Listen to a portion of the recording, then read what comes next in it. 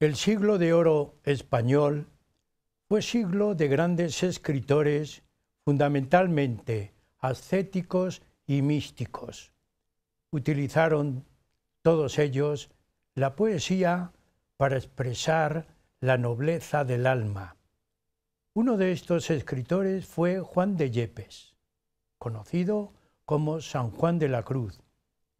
Monje carmelita, tuvo relación con Santa Teresa de Jesús, fue un monje reformador, pero también perseguido. Fue uno de los grandes escritores de ese siglo. Podríamos decir que es el gran personaje que utiliza la poesía, el ritmo poético, como lenguaje místico. Siguiendo a Menéndez Pelayo, dijo una frase preciosa para definirle. Su poesía era angelical, celestial y divina. Con esta idea, hoy, Huella de nuestro tiempo, le va a presentar este personaje, San Juan de la Cruz.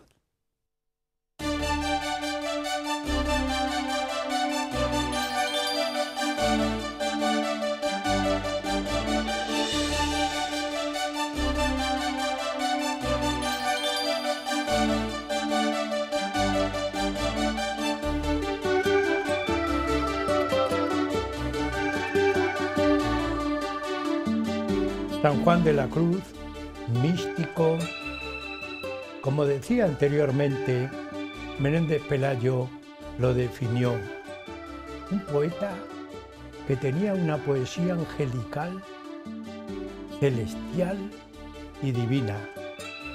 Todo esto nos anima a hablar hoy de San Juan de la Cruz. Fue canonizado en 1726 por el Papa Benedicto XIII. Posteriormente es reconocido como el poeta o el maestro y hasta casi el representante de todos los poetas españoles en 1952.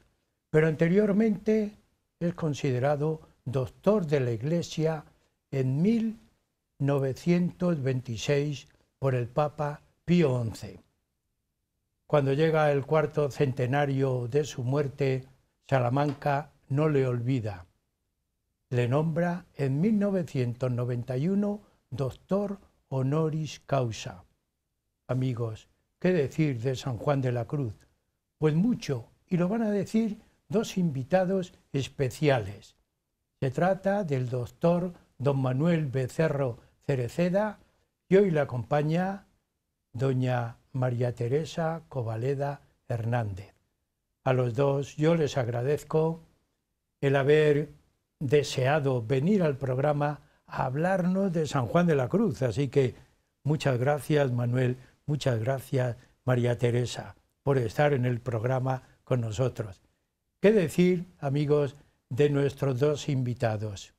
Don Manuel Becerro Cereceda, que ya ha participado en otros programas, es doctor en medicina, especialista en psicología escolar y además es musicólogo. También tiene una gran preocupación por el psicoanálisis. Pertenece al Instituto de Psicoanálisis Psicoanalítico de Salamanca. Creo que no me dejo nada por ahí, Manuel. También tenemos a doña María Teresa, a su lado, doctora en filosofía, una persona que para mí es especial. Es especial porque es la directora del aula mística, y hoy vamos a hablar de misticismo, del aula mística de la Fundación Santiago Pérez Gago de Salamanca. Escritora, algunos de sus libros, los títulos me quedan por ahí porque son muchos. Me ha llamado la atención esa apología o esa de Toro, y también algo así como una síntesis de la estética, que generalmente a la estética pues se le queda en el tiempo a Aristóteles y se queda allí, pero luego a través de los tiempos es un concepto que no se toca, ¿verdad? Que no se olvida. ¿Por qué te hizo, y aunque sea un paréntesis, por qué te movió a hablar de la estética, Teresa? Bueno, la estética está muy relacionada con la mística, de alguna manera. Sí. Yo soy alumna de Fray Santiago Pérez Gago, que fue mi director de la tesis doctoral. La tesis doctoral a la que te has referido, bueno, te has referido del libro, Sí, del sí. libro de los toros, el simbolismo del toro, la lidia como cultura y espejo de humanidad. Los toros, hay una estética muy profunda, porque está la muerte alrededor de este arte tan maravilloso. Los filósofos hablan de la muerte, pero hablan en teoría. Los toreros están al pie de la muerte, Sí. pero para trascenderla. La estética tiene un componente, no es la plástica como normalmente la solemos entender, es mística, es espiritualidad, y como mi profesor, mi maestro, fue el fundador de la estética originaria. La estética originaria es mística pura, es espiritualidad. Te preguntaremos por ahí, pero ya es un adelanto, porque también hablamos de la muerte en los poemas de San Juan de la Cruz. Pregunta obligada: ¿quién fue este personaje? ¿Cómo vive? ¿Dónde vive? ¿Cómo estudia? Porque a mí me llamó mucho la atención que Santa Teresa dice: ya tengo fraile y medio, porque era muy pequeño de estatura. Manuel, ¿qué podemos decir? Juan de Yepes nació en un pueblo, en Fontiveros, un pequeño pueblo de Ávila, de economía agrícola y ganadera, y fue el segundo de los hermanos de Gonzalo de Yepes y Catalina Álvarez, y muy pronto muere su segundo hermano, el segundo hermano de la familia, y su padre, por la crisis agraria y una crisis de hambre que hubo en los años 40 del siglo XVI. Estudiaba en las instituciones de caridad, en la escuela de niños de la doctrina, ayudaba a misa y pedía limosna y en condiciones de extrema pobreza. De ahí la desnutrición infantil hace que su talla sea pequeña y por eso dice Santa Teresa que tenía fraile y medio. Entonces estudia en ese instituto, en esa institución de caridad, y eso le salva del alfabetismo, que era una habitual en toda la época esa. Y a los 21 años le entra la vocación de sacerdotal, mística, como persona más bien contemplativa. Ingresa en los carmelitas de Medina del Campo y posteriormente se traslada a Salamanca en el 1564 a 1567 y para hacer la licenciatura en arte. Se ordena sacerdote en 1567 y ese mismo año es cuando conoce a Teresa de Jesús en Salamanca y con ella inicia la fundación y la reforma de la orden carmelita, que le quería dar un aspecto más primitivo, más anacoreta y más místico. Y posteriormente ya hay un conflicto en la orden carmelitana y hay una diferencia de criterio y nombran un visitador para la parte de descalzos y parte de calzados y es apresado. Es apresado durante 8 meses y conducido a un convento donde está en condiciones de extrema soledad, y eso le hace escribir el Cántico Espiritual, que es uno de los poemas más importantes que él tiene. Posteriormente, ya salvado de la cárcel, se traslada a Andalucía y allí pasa unos años muy tranquilo y muy feliz, escribiendo, y allí escribe La llama de amor viva, que es una de las obras más excelsas de la mística.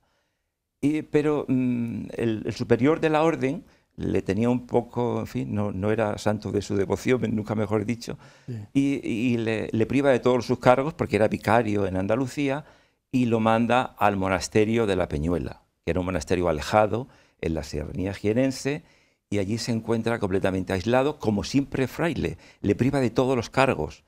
Y él allí dice que se encuentra muy bien porque encuentra menos materia de confesión cuando está entre las peñas que cuando está entre los hombres. Y él, estaba por allí y de repente, pues un día, en sus viajes que hacía por el campo, tropezó en un zarzal y se hizo una herida en una pierna que le provocó pues, una infección y un dolor y una inflamación. Y hay que tener en cuenta que en el siglo XVI las heridas se curaban tópicamente, no había antibióticos, ¿no?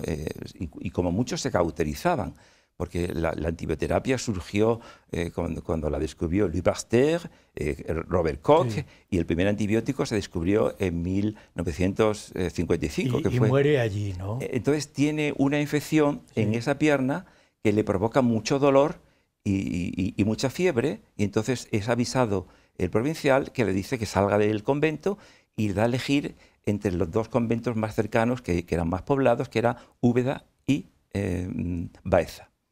En Baeza él era muy conocido porque había estado allí y el prior era un amigo suyo. En cambio, en Úbeda el prior era una persona que él había corregido cuando a su vez era prior de él. Sí. Y entonces, incomprensiblemente, elige Úbeda para ir a curarse de esas fiebres que tenía. Parece una actitud un poco masoquista, pero hay que tener en cuenta que los místicos, y sobre todo en el libro de Luis Sencillo sobre la comunicación absoluta, dice que a los místicos Dios le manda pruebas tremendas Sí. para alejarles del Sí. mundo. Y ahora hablaremos de los místicos. Entonces él Sí. elige incomprensiblemente Úbeda. Va allí a Úbeda y dice que le den la celda peor, la que no quieran. Ya. Y desde luego el superior le trató inhumanamente. Le metió en una celda y le prohibió las visitas. Y el que la atendía, el enfermero que la atendía, le prohibió que le diera de comer nada que no fuera lo que habitualmente tenían en el convento, porque él era muy conocido y la gente le llevaba cosas para que se pusiera bueno cuanto antes. El viaje desde la Peñuela a Úbeda empeoró su estado y llega en unas condiciones muy malas. Una infección de la pierna le estaba provocando un problema por gérmenes anaerobios y estaba encamado y pasó muy mal su enfermedad y le fue amputada parte de una pierna. Pero a pesar de esa amputación y del cauterio, que luego habla en el cauterio en sus poemas, él termina muy mal, tiene muchas fiebres, termina con úlceras de decúbito, estaba en una situación muy mala. Entonces cuando quieren ir unos músicos, porque era muy conocido, a alegrarle un poco en su enfermedad, que era tremenda, y él le dice que no, que si Dios le manda esos sufrimientos, él tiene que asumir esos sufrimientos que forman parte de él como una asunción del dolor con el paradigma de Jesucristo. Porque los místicos se someten, parece ser que se someten a unas pruebas tremendas para que alejarse del mundo y que estén solamente pendientes de su... Si te parece, hablamos de místicos. ¿Qué es la mística? Porque antes ya habías iniciado, Teresa. ¿Qué es la mística? La mística es una palabra que viene del término griego místicos, que significa misterioso, enigmático, y está referido a las antiguas religiones mistéricas de Eleusis, de la antigua Grecia. Por su parte, la Real Academia de la Lengua Española nos da una definición de lo que es la mística y nos dice que es un estado extraordinario de perfección religiosa que consiste en la unión del alma con Dios por el amor y que va acompañado de éxtasis y de revelaciones. De este modo, la mística es un estado a través del cual a través de la gracia de Dios, porque es una gracia de Dios, el alma llega a experimentar un sentimiento espiritual que está por encima de los sentidos y del mundo. Es un estado que es una gracia de Dios. No se puede, tiene que ser uno, digamos, elegido, no cualquiera, aunque esté orando constantemente. Es una gracia de Dios. Aunque sea brevemente, porque continuaremos con la mística, es encarcelado en Toledo y vive en Toledo brevemente porque tenemos que hablar mucho de mística. Bueno, había un conflicto en la orden carmelitana y la reforma era apoyada por el rey Felipe II, en cambio los calzados eran apoyados por el Papa. Entonces, en ese conflicto es apresado junto con su compañero Germán de Santo Matías y en diciembre y traído aquí a Toledo en mulo. Hay que pensar en las penalidades que tuvo que pasar. El traslado, ¿verdad? El traslado desde ¿Cómo sería? Entonces se le lleva al convento de Nuestra Señora del Carmen, ya desaparecido, porque los franceses lo destruyeron, que esquilmaron muchísimo patrimonio artístico y cultural en España. Entonces allí es sometido a un juicio para que se retracte de su reforma. Y él estaba muy seguro de lo que quería y no quiere retractarse. Le ofrecen prioratos, le ofrecen hasta una cruz de oro para que renuncie. Pero logró escaparse, porque ahí hay un poco de leyenda, ¿no? Logró escaparse porque su compañero se escapó. Entonces a él le metieron en un cuarto de unos 60 por 7 metros de largo con un ventanuco muy grande, o sea, muy pequeño, perdón. Entonces él no podía escaparse y le pusieron un carcelero que le amargó la vida durante 6 meses. Pero le cambiaron posteriormente el carcelero, le pusieron a Fray Juan de Santo Matías, que era un joven nacido en Fuensalida, toledano, que venía de Valladolid, y ese le trató mejor. Le dio papel y pluma y aguja para coser el hábito, que lo tenía muy maltrecho. Pero logró escaparse a pesar de todo eso, ¿no? Él logró escaparse ya no tanto por evitar el sufrimiento, sino porque no podía realizar su misión a la que estaba encomendado. Entonces logró anudar las mantas que le habían dado para cobijarse y una noche se salía, porque el carcelero le dejaba salir, y desde allí vería justo el castillo de San Servando, que estaba justo enfrente. Estaba ubicado. Entonces, ahí. Él vio que la posibilidad de salir y ató unas mantas y por las mantas se deslizó hacia abajo, pero cayó en otro muro y no sabía cómo subir ese muro. Y en ese momento las crónicas dicen que le habló a la Virgen y le dijo: Virgen mía, valedme. Entonces se dio cuenta que había un gato que salía por uno de los flancos del muro y por ahí se metió. Pero pasó a otro convento, que no era el de frailes, sino de monjas. Y tuvo que salir otro muro y luego ya saltó otro muro y ya logró subir a la plaza de Zocodover. Y allí encontró un portal abierto y le pidió permiso al dueño y le dejó dormir allí. Entonces, una vez que amaneció ya, pensó ir al convento de las carmelitas reformadas, que él conocía, que eran discípulas de Santa Teresa, y las monjas le acogieron y le avisaron al canónigo para llevarle al hospital. Y fue atendido en el Hospital de Santa Cruz. En el Hospital de Santa Cruz. Que es el Museo de Santa Cruz actual. Muy bien. Ascética y mística. Porque aquí están los avatares de un místico. Pero también está, diríamos, en una situación ascética, ¿no? Sí. ¿Qué diferencia hay entre una y otra? Sí, normalmente se suelen confundir estos dos términos, pero hay una diferencia sustancial. La ascética se trata de que es la propia persona, el propio individuo, quien es la propia voluntad del propio individuo, a través de una serie de ejercicios o de prácticas, como puede ser la oración, los ayunos, la abstinencia o la austeridad en la conducta. Esto puede ser cualquiera. Sin embargo, la mística no depende ya de la voluntad humana, sino que depende de la misma voluntad de Dios, que es quien toma la iniciativa. Y entonces es que es una gracia. no puede cualquiera, aunque esté uno en contemplación, constantemente orando, haciendo ayunos, depende de la elección de la propia divinidad. Y es que a través de esta gracia, el alma llega a experimentar en esta vida, esa unidad con Dios, cosa que no le ocurre al asceta. El asceta puede estar pues, constantemente orando, pero si no es la voluntad propia de Dios, no tiene esa gracia en esta vida de llegar a la unidad en Dios. Bueno, pues muchos avatares, pero es un místico. Y además es un poeta, has dicho, en algún lugar le dejaron papel y lápiz para escribir. Algunos de los poemas importantes de San Juan de la Cruz. Un poema muy místico es Tras un amoroso lance. Él sabe que conoce muy bien el arte de la cetrería y simboliza el vuelo del camino hacia el cielo, como un significante del camino místico.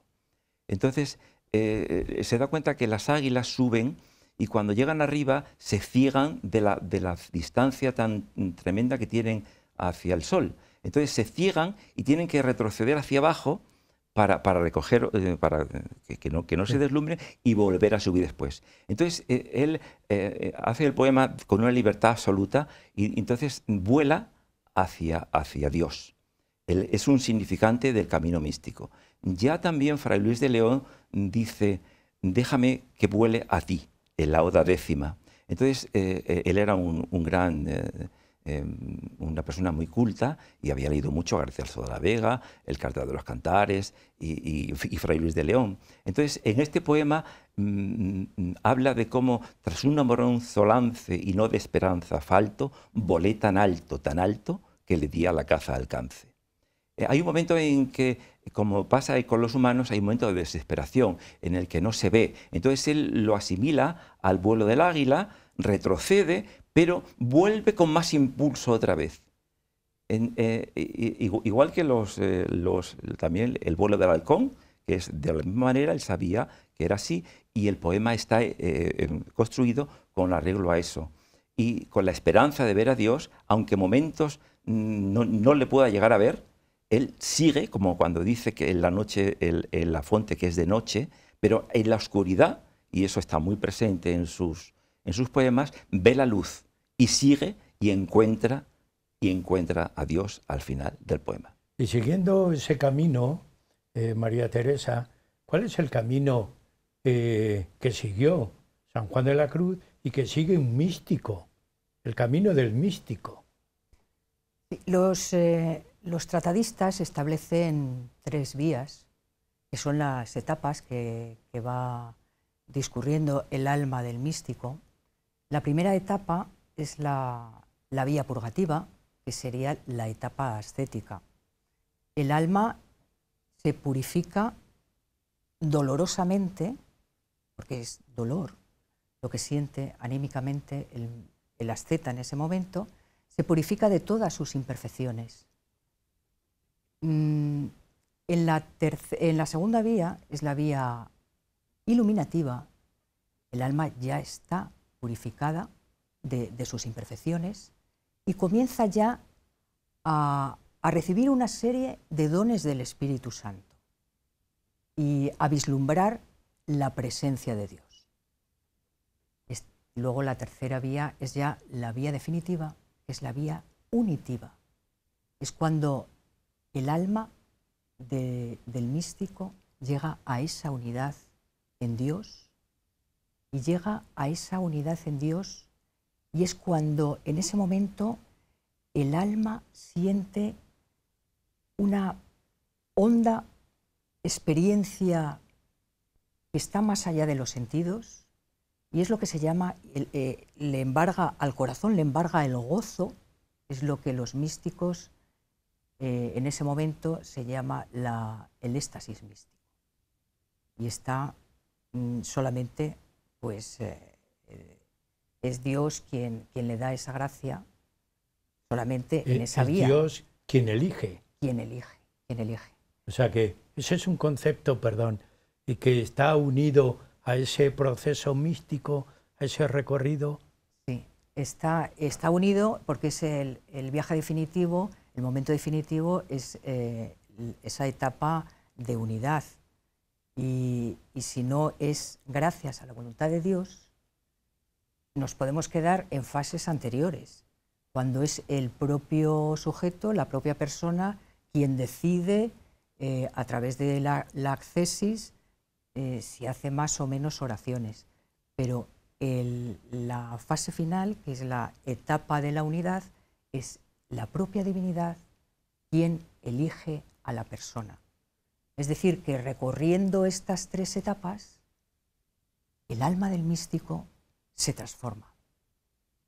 Todo lo que hemos escuchado a Manuel de toda esa problemática de vida que tuvo San Juan de la Cruz, porque todo es un problema, y además es como si fuera elegido por Dios para hacerle sufrir previamente. Está eso tan expresado en su vida como acabas tú de indicarnos en esas tres vías. Yo creo que está expresado lo que nos ha dicho el doctor Manuel Becerro, lo mal que lo pasó, todos esos avatares, todos esos sufrimientos. Digamos que eso es las pruebas que Dios le está poniendo, porque hay que llegar al dolor. El mismo Jesucristo tiene que pasar por la cruz para llegar a la luz. Y es lo que hacen el místico. El místico pasa por esa cruz para llegar a la resurrección y a la luz. Y el místico lo pasa en esta vida. Para llegar a la unidad en Dios es necesario la cruz. Para llegar a la luz es necesario ese trance del dolor al gozo, que es el éxtasis místico. Claro, es un proceso complejo, complicado y de elección divina. Pero a pesar de eso, que ya en la segunda parte lo veremos, San Juan de la Cruz lo asume y lo expresa, lo manifiesta en sus escritos. Es un camino de expresión, hay otros caminos, ¿no? Pero en los místicos esa es su expresión más, diríamos, más adecuada. Claro, normalmente eligen la poesía, porque se están refiriendo a una experiencia inefable. Y el lenguaje cotidiano, que es un lenguaje racional, pues no puedes expresar lo que es una experiencia sobrenatural, no lo puedes expresar a través de ese lenguaje racional. Por lo tanto, tienen que acudir a lo que es el poema, donde están los símbolos, más allá de los signos del lenguaje. El símbolo está una cosa y al mismo tiempo la contraria. Está la luz y la sombra al mismo tiempo. Sin embargo, una palabra no. Una palabra del lenguaje está delimitada a la definición. El símbolo va mucho más allá. En el símbolo está todo, incluido, excluyéndose. Bien, llegamos a la mitad del programa, pero todavía tenemos mucho que hablar de San Juan de la Cruz. Un descanso y seguimos. Amigos, el programa Huellas de Nuestro Tiempo, que hoy está hablando de San Juan de la Cruz, va a hacer un pequeño descanso y seguiremos con ustedes.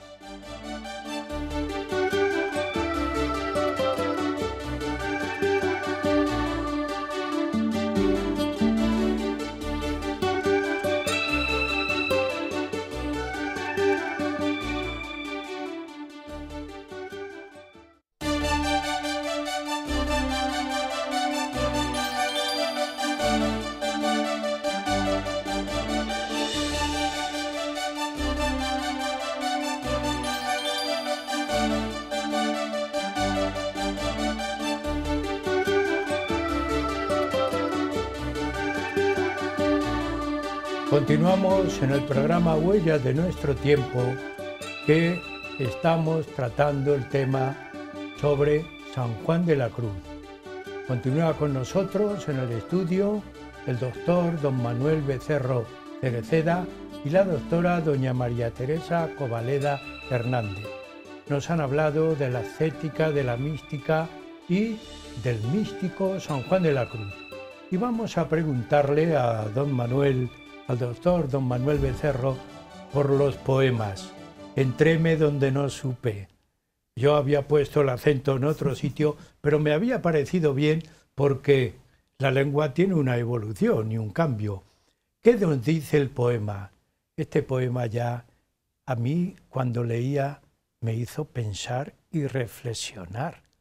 ¿Dónde entra? ¿Cómo entra? No lo sé, tú lo sabes. Es un poema de una experiencia mística. Entonces dice que él entró a un lugar y no supo dónde estaba, pero cuando allí entró, empezó a entender todas las cosas. Cuando uno busca dentro de sí, encuentra dentro de la persona la conexión extásica, la conexión con Dios, la conexión con la tercera persona de Dios, de la Trinidad, que es el Espíritu Santo. Ha sido una constante de búsqueda en San Juan de la Cruz y en otros autores cristianos y místicos. Ya decía Agustín de Hipona, dice, te buscaba, Señor, fuera y no me daba cuenta que estabas dentro de mí. Y cuando él dice en el poema, entréme donde no supe y quedéme no sabiendo, cuando dice no sabiendo no es que no sepa dónde está, sino que lo quiere decir como un sistema de buscar algo distinto. La experimentación que tiene él, la experiencia mística, como estábamos comentando antes, no es una experiencia sensorial, es una experiencia que trasciende al intelecto. Por eso dice toda ciencia trascendiendo. No es una... Dice que ninguna ciencia llega a eso, a esa experiencia de Dios, y que una vez que se tiene esa experiencia ya todo lo demás no vale para nada. Eso es lo más importante que él tiene. Y cuando dice que la experimentación mística, sabemos por la psicología, tú también eres psicólogo igual que yo, que la información no llega, la mayor parte de la información no llega por los sentidos solo, llega por nuestro intelecto, llega por nuestro inconsciente. Entonces, la experiencia mística dice que cuando se está en la contemplación, esa sabiduría no la da la razón, la da la comunicación con nuestra mente, con el Espíritu Santo, con la personalidad esa tan buena que, claro, nos atiende y nos ampara durante toda nuestra existencia.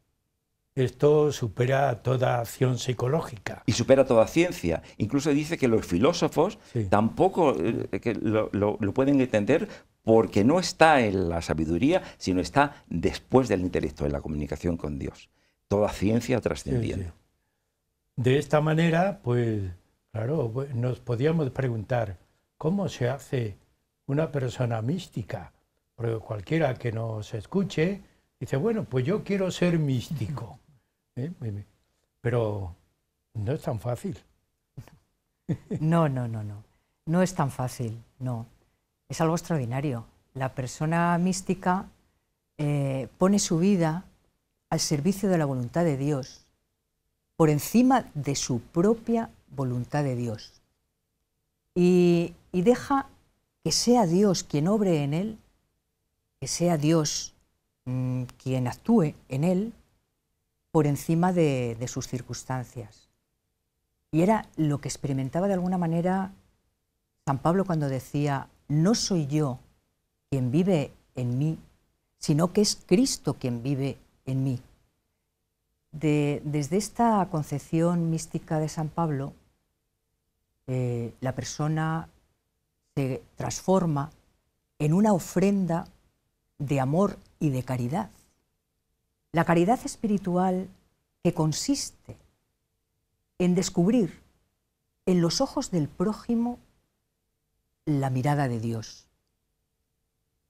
Eso, de alguna manera, es en ese amor, en ese descubrimiento, que no es obra de la propia persona, sino que es obra del Espíritu Santo, es obra de Dios. Ese descubrimiento, esa caridad.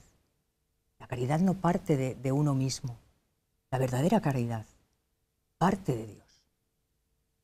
La llama de amor viva es una de sus grandes obras. Ya a lo largo de todo el programa estamos viendo que su obra es breve, pero su vida es intensa. Parece una contradicción, ¿verdad?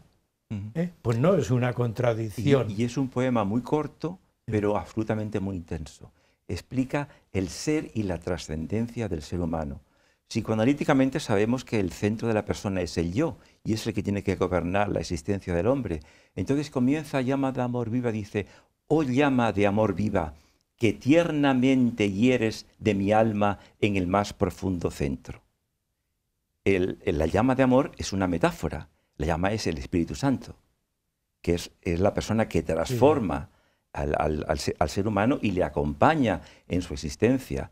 Luego cuando dice, oh cauterio suave, es también el Espíritu Santo. Oh mano blanda, es Dios mismo, la mano de Dios. Oh toque delicado, es Jesucristo, la Trinidad, que a vida eterna sabe.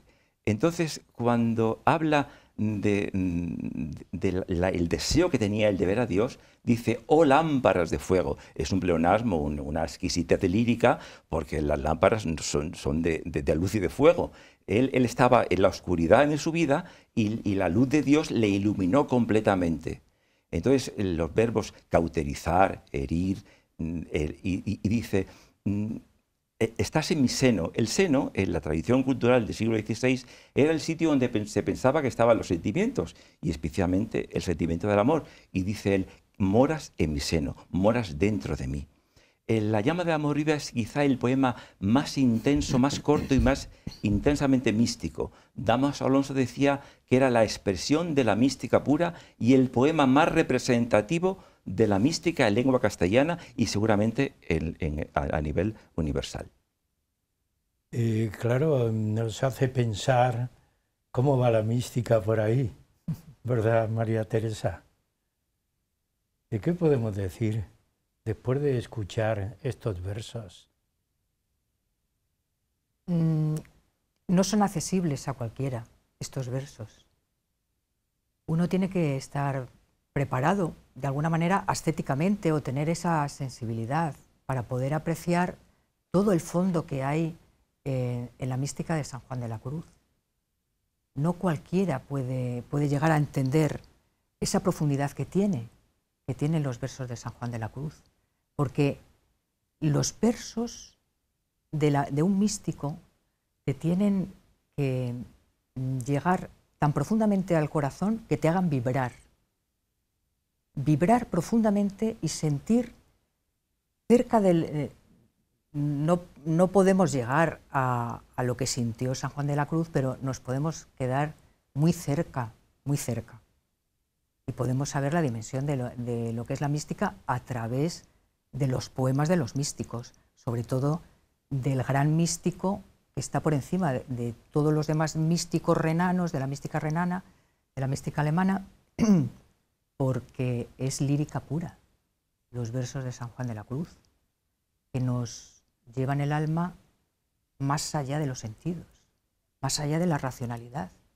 Tiene que ser a través del corazón, cuando podemos disfrutarlos, a través del corazón, porque la razón no somos capaces de llegar.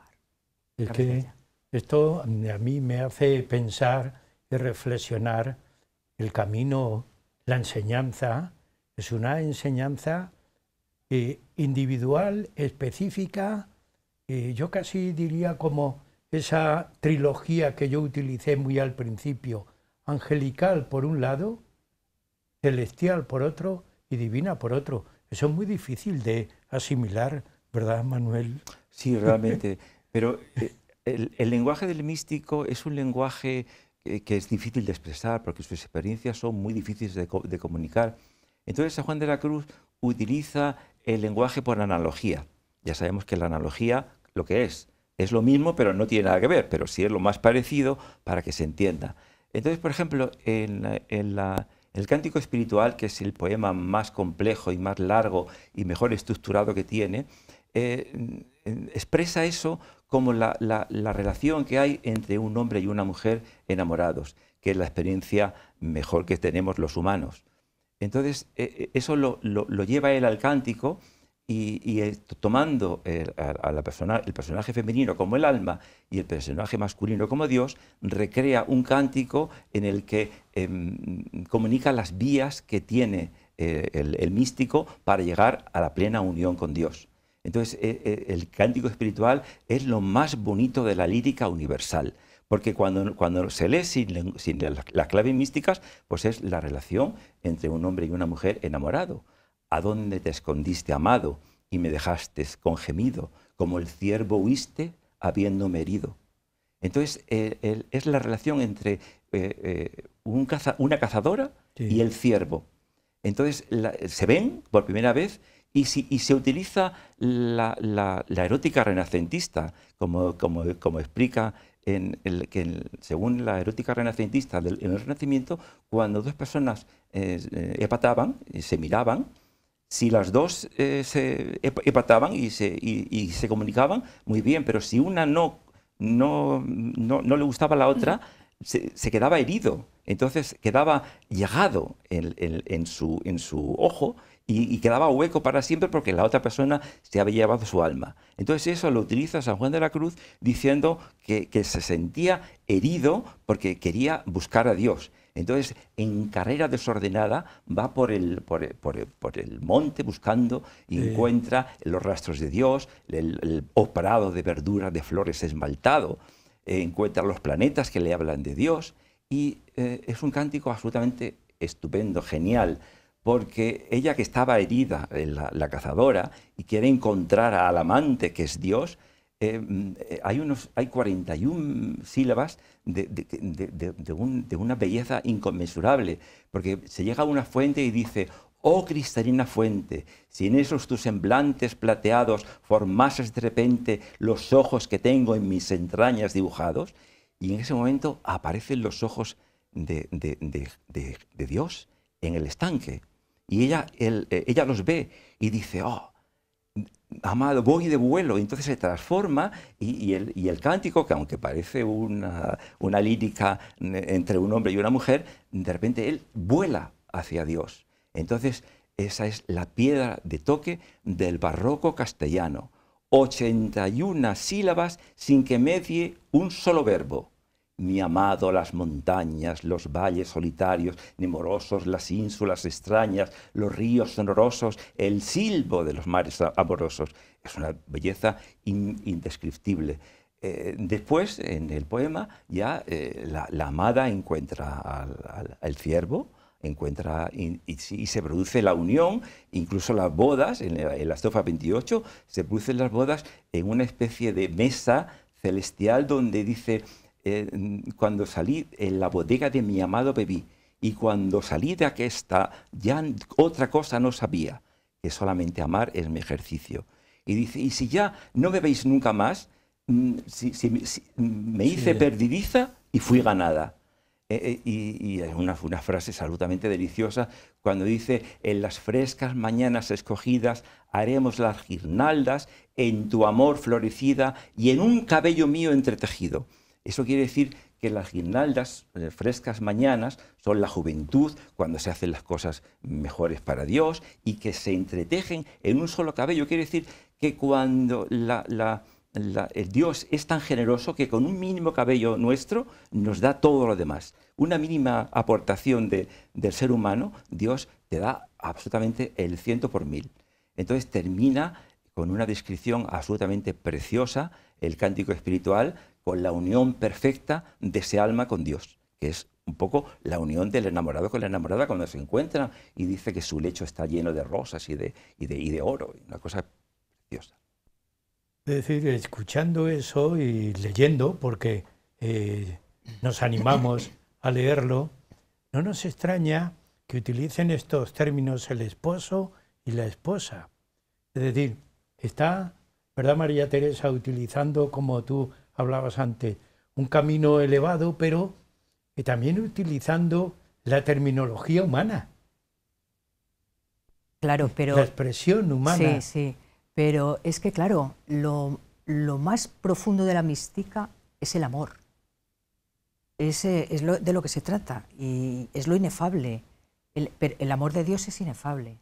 Y entonces, ¿qué hace el místico? También el Cantar de los Cantares, digamos que es la versión en la que se basa San Juan de la Cruz para el cántico espiritual, y también es esa unión entre el esposo y la esposa a través del amor.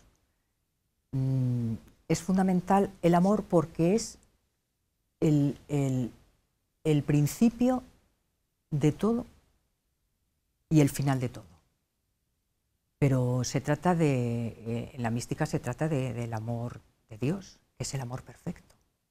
El amor perfecto, el amor de Dios. Claro, estamos en un camino que se nos escapa a la mayoría de las personas, porque todo, ¿verdad?, que ocurre, Manuel, que siempre queremos poner los sentidos como, es algo así como si dijéramos, todo proyectado bajo este panorama, porque es el panorama que dominamos.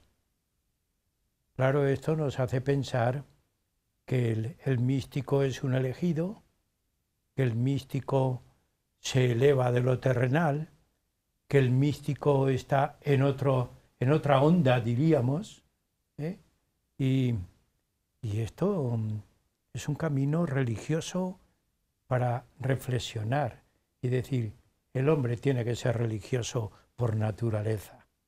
No es así. Además, yo creo que hay más místicos de los que nos parece. Hay mucha gente, como dice San Juan de la Cruz, él se guarda las experiencias para él, pero hay muchos místicos en la vida normal que tienen una relación muy intensa con Dios. Entonces, eso es una constante en el ser humano, y el ser humano se alimenta de Dios. Y el Espíritu, precisamente, es eso, el Espíritu Santo, que es la fuerza neumática. Porque claro, San Pablo habla de fuerza neumática, de la fuerza estásica, porque la Trinidad es precisamente trinitaria, porque así difunde más amor. Si no fuera trinitaria no difundiría tanto amor. Eso lo decía Luis Sencillo en la obra Comunicación Absoluta, que Dios está con nosotros en cada momento. Y por eso dice San Juan de la Cruz, lo busca y lo encuentra dentro de sí. Porque decía Agustín que lo buscaba afuera, Agustín de Hipona, San Agustín, y decía, al final me di cuenta que estaba dentro. Estamos tratando de todo el contenido de San Juan de la Cruz expresado en estos poemas. ¿Qué nos queda de él, de su obra? Pues queda una experiencia de una persona que vivió muy pocos años, porque se murió a consecuencia de la infección esa que hemos comentado, pero que es la cumbre de la lírica universal y la cumbre de la mística universal. Realmente el siglo XVI fue el siglo de los místicos en España, pero todavía ha habido místicos después, incluso Unamuno se habla que fue posiblemente un místico también importante. Hay una obra que la hemos dejado ahí, pero bueno, en esta última parte podemos comentar sobre la noche oscura. La noche oscura. Es una metáfora de la crisis emocional, crisis vocacional o crisis personal que podemos padecer cualquier persona en cualquier momento de la vida. Las crisis siempre, siempre tienen un valor importante. Cuando se superan, nos transforman y nos cambian y nos hacen ver las cosas de otra manera. Las cosas muchas veces no son como son, sino son como son y no como las vemos. Entonces las crisis emocionales, las crisis profesionales, las crisis espirituales, que eso es, San Juan de la Cruz pasó por una crisis espiritual grande, y Santa Teresa también. Durante 20 años ella dice que estuvo en una crisis de sequía espiritual durante 20 años y al final ya encontró realmente el camino, igual que San Juan de la Cruz. Entonces, el poema de la noche oscura expresa eso precisamente, las dificultades que tiene el ser humano en nuestra vida y que después de la noche sale la luz, que sale de dentro. Entonces, también en la noche oscura es un poema en el que una mujer queda con su enamorado. Entonces, otra vez volvemos al alma que tiene una cita amorosa y sale de su casa por la noche, estando ya mi casa sosegada, dice. Quiere decir, ya habiendo pasado esa noche oscura y habiendo superado ya todas las dificultades que la vida humana tiene y las pulsiones que realmente condicionan al ser humano, las pulsiones que tú como psicólogo lo sabes perfectamente y que son las que aprisionan al hombre y no le dejan subir y no le dejan volar hacia Dios como hacía San Juan de la Cruz. en una noche oscura con ansias y en amores inflamada, oh dichosa aventura, salí sin ser notada, estando ya mi casa sosegada. A oscuras y segura, por la secreta escala disfrazada, oh dichosa aventura, salí sin ser notada, estando ya mi casa sosegada. Termina con la unión absolutamente entre el hombre y la mujer, pero que lo utiliza como analogía, en el que queda absolutamente un ambiente místico, con un perfume absolutamente genial, donde los enamorados dan rienda libre a su amor, y termina el poema de una manera preciosa diciendo: quedéme y olvidéme, el rostro recliné sobre el amado, dejando mi cuidado entre las azucenas olvidado. Y yo me he quedado, María Teresa, sin expresiones. Sí. Y bueno, yo en esta última parte del programa, ¿qué podemos decir? Como una transmisión muy personal, que nos salga espontáneamente, porque todo tiene en la vida su mensaje. Toda enseñanza tiene su recorrido y también su objetivo y su fin. Como filósofa que eres, como estudiosa del misticismo, ¿qué nos puedes decir de todo esto que habéis expresado para que sirva un poco de concentración a la persona? Porque cada programa, cada libro, cada escrito tiene unos mensajes. ¿Qué podemos decir, María Teresa? Bueno, la mística es fundamental. Decía Raymond Panikkar, que era místico también, era de origen catalán y también hindú. Decía que el tercer milenio será místico o no será. Por lo tanto, es la mística la que nos va a salvar de todo este mare magnum del mundo que hemos dejado de escuchar porque hay mucho ruido alrededor. La mística, lo que es fundamental, el silencio, para escuchar esa luz. La mística es fundamental porque hay que, al fondo de todas las noches oscuras, hay que encontrar esa luz. Al fondo de todas las ausencias, de todas las heridas, hay que encontrar el valor de la esperanza. Porque en la mística siempre gana el amor eterno, que está por encima de todas las cosas. La mística nos enseña el valor de la verdadera libertad.